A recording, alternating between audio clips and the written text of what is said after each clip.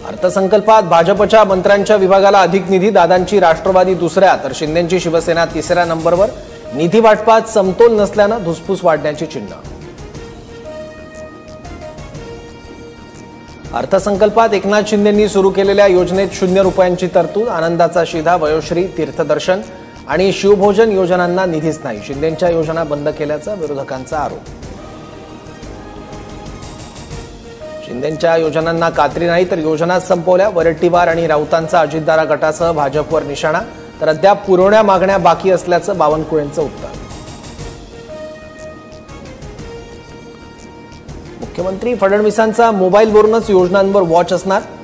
CM डॅशबोर्डचं फडणवीसांच्या हस्ते उद्घाटन, सरकारच्या विविध 26 वेबसाईट्सचं लोकार्पण। सर्व योजनांची कामगिरी मुख्यमंत्र्यांना थेट मोबाईलवर पाहता येणार।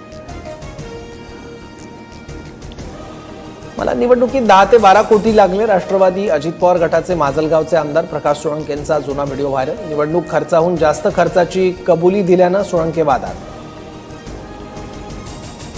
धनंजय मुंडेंच्या राजीनाम्याची मागणी केल्यानं जुने विधानं मुद्दाम पसरवली जात आहेत, प्रकाश सोळंकेंचा दावा। त्या व्हिडिओत लाखाऐवजी कोटी हा शब्द चुकून वापरल्याचं स्पष्टीकरण।